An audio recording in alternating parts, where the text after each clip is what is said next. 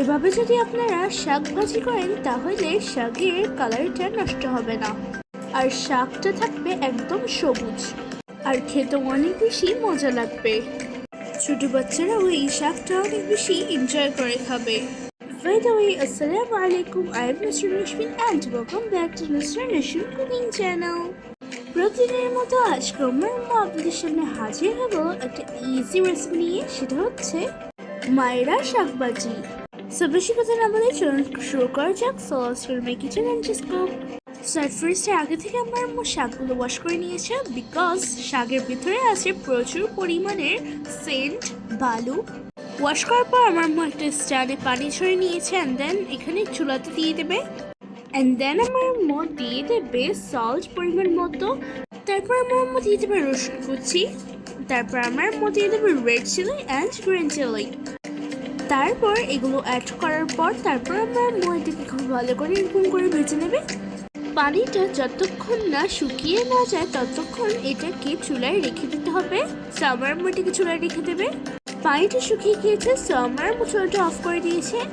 চুলা দিয়ে দেবে পাইপেন, তেলটা গরম হয়ে আসছে, দিয়ে দেবে পেঁয়াজ, তারপর দিয়ে দেবে রসুন কুচি, তারপর আমার আম্মু দিয়ে দেবে একটু গ্রিন চিলি, তারপর আমার আম্মু এগুলোকে ভেজে নেবে। যতক্ষণ না ব্রাউন কালার হয়ে আসবে ততক্ষণ এরকম চুলায় এরকম ভেজে নিতে হবে। সো আমার আম্মু চুলাটাকে এরকম করে ভেজে নেবে।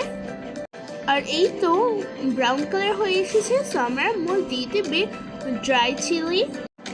ড্রাই চিলিটা দেওয়ার পর আমার আম্মু আরও কিছুক্ষণ এটাকে ভেজে নেবে। তারপর ভেজে নেওয়ার পর আগে থেকে যেই শাকগুলো আমার আম্মু বয়েল করে রেখেছিল সেগুলো আমার আম্মু এক এক করে দিয়ে দেবে। অ্যান্ড দেন আমার আম্মু শাকগুলোকে কিছুক্ষণ ভেজে নেবে। অ্যান্ড দেন আমার আম্মু এখানে নিয়েছে কোকোনাট কোরানো, ফ্রেশ কোকোনাট কোরানো আমার আম্মু দিয়ে দিয়েছে। আপনারা চাইলে ফ্রোজেন করা কোকোনাটও দিতে পারেন। এই কোকোনাটটা দিলে দারুণ টেস্ট আসে। সো এটা আপনারা স্কিপ করবেন না, এটা আপনারা দেওয়ার চেষ্টা করবেন।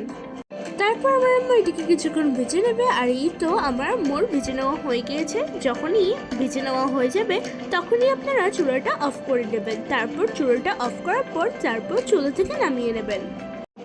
যারা শাক পছন্দ করে না, আমার আম্মুর এই রেসিপিটা যদি আপনারা ফলো করে বানান তাহলে তারা শাকটা খুব পছন্দ করবে আর সবসময় শাকটা খেতে চাইবে। সো এই ভিডিওটা আপনাদের থেকে কেমন লেগেছে অবশ্যই কমেন্ট করে জানাবেন। আই হোপ এই রেসিপিটা আপনাদের থেকে অনেক বেশি ভালো লেগেছে। যদি ভিডিওটা একটু ভালো লেগে থাকে তাহলে অবশ্যই লাইক, শেয়ার, কমেন্ট করে দেবেন, এবং যারা আমার চ্যানেলে নতুন তারা অবশ্যই আমার চ্যানেলটাকে সাবস্ক্রাইব করে দেবেন। আর যারা আমার ফেসটাকে দেখেন তারা অবশ্যই আমার ফেসটাকে ফলো দিয়ে সাথে থাকবেন।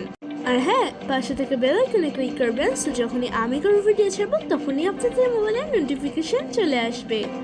আর বাসায় এরকম ইয়াম্মি মায়েরা শাকটা অবশ্যই ট্রাই করবেন এবং আমাকে কমেন্ট করে জানাবেন যে আপনাদের এই রেসিপিটা কেমন হয়েছে।